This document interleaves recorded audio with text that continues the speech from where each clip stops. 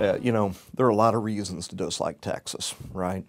Texas is big, it's brash, it's loud, right? You know, the very fact that they have an entire industry dedicated to creating hot tubs shaped like the state should tell us something, right? That right there ought to tell us something. But, you know, Texas was settled different. You had a bunch of white Southerners who came to this sparsely populated land at the invitation of the Mexican government. So it's big settlement, but it's also rebellion. All right, they fight what is basically a war of independence against the Mexican government. You have the battle for the Alamo and the battle of San Jacinto, and you know these are legendary mythological stories, repeatedly told in film, right? And they become larger than life, and it's part of the Texas identity. You know, Oklahoma, very different. Oklahoma, in terms of modern settlement, is initially settled by a bunch of eastern tribes that are displaced at about the same time that Texas is being settled, right? Forcibly relocated. When the whites come to Oklahoma, it's after the war. It's far after the war. And it's the land of second chances. That's always a good way of thinking of Oklahoma. And these were not people who necessarily had expansive dreams of vast tracts of land, right? They had big dreams of owning their own place, of carving their own place out. Maybe they had failed in Minnesota or Arkansas or Mississippi or the Dakotas. But it points out the principal difference. These are mainly yeoman farmers. These are people who may have failed somewhere else, but they haven't given up and they're going to try again. And it's more modest, okay? But everybody's starting out on an equal footing, and it's more egalitarian. And that probably is the biggest difference. I would say probably the most interesting thing we saw back when we surveyed on Texas and Oklahoma fans a few years back, and this was with Chris Wilson, you know, Wilson Research here in town. Two things we saw is we asked Texans how they perceived Oklahomans, how Oklahomans perceived Texans. And Oklahomans perceived Texans as being sort of loud, and Texans perceived Oklahomans as being sort of humble. It's important when you're successful to be humble. When you've got 7 national titles in Texas, the whole state of Texas doesn't, and you gave the state of Texas their best coach ever, and they've named their stadium after an Oklahoman, Darrell Royal. It's important to be humble because there's no need to rub it in. Well, in many ways, I look at Oklahoma and Texas as brothers. Big brother, little brother, growing up in the same household, similar backgrounds, similar natures, shared memories. But yet at times you have these skirmishes. Well, fortunately with brothers, we usually have more that pulls us together than drives us apart. 1931. We have an irascible governor, Alfalfa Bill Murray, who was ironically born in Toadsuck, Texas.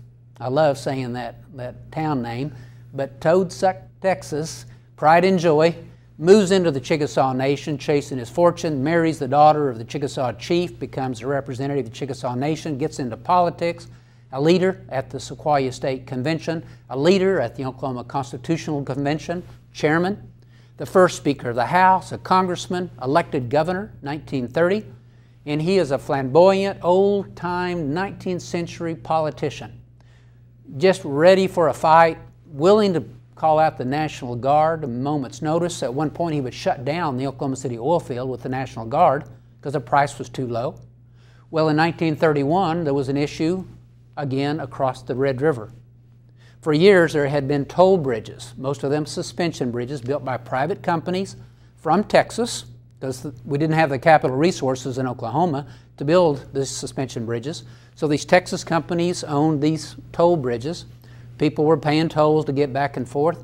Finally, in the 20s, when you get roads like Route 66 established in 1925 and federal money flowing into the states with new tax revenue from gasoline taxes to build roads, well, both the states of Oklahoma and Texas built free highways across. Well, the owners of one of those toll bridges took exception to the free bridge down the river from him. He went to the Texas courts and got an injunction to close down the free bridges and say, we have to take this to court because they had a contract with the state of Texas. Well, Alfalfa Bill Murray saw an opportunity to pick a fight with Big Brother, where he was born, an opportunity to make headlines. So he calls out the Oklahoma National Guard and chases away the Texas Rangers from the free bridge. He says, we built this with state money. This bridge is going to be free and open to the public. Hit national headlines. He was on newsreels. He was on front pages. And he had so much notoriety out of that little spat between Big Brother and Little Brother that he would actually be considered a candidate for the Democratic nomination for president in 1932. And he really confused notoriety for popularity. He wasn't that popular. He was a kind of a marginal, kind of an old populist style politician that just squeaked in. But that was Alfalfa Bill Murray, and that was just another one of these spats. Well, today, like big brothers do, they still want to test themselves. The big brothers might be 55 years old or 75 years old, but who is still the strongest? And so today, instead of in the courts or with the National Guard, we have that rivalry unfolding on the gridiron. And that is part of the spirit and the tradition of OU versus Texas. It was really born in this rivalry of all these years, of Big Brother, Little Brother, of all of these spats, these arguments, the settlements layered on top of each other. And the fact that we were so much alike, it was like it was irritating. Yes, we can jump on each other, we can have this rivalry on the field, but it is war. And instead of fighting with guns and knives and fists, we're fighting with the rules on the gridiron.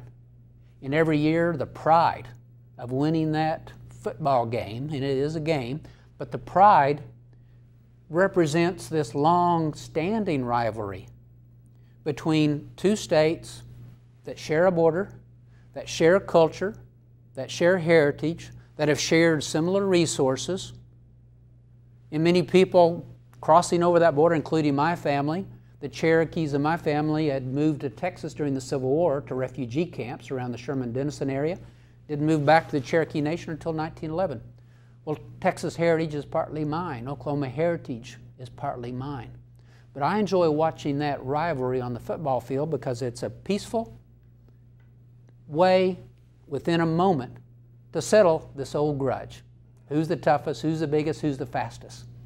We're like that in life, and we're like that in terms of this collective memory that you have in Texas and Oklahoma, and it comes together every October.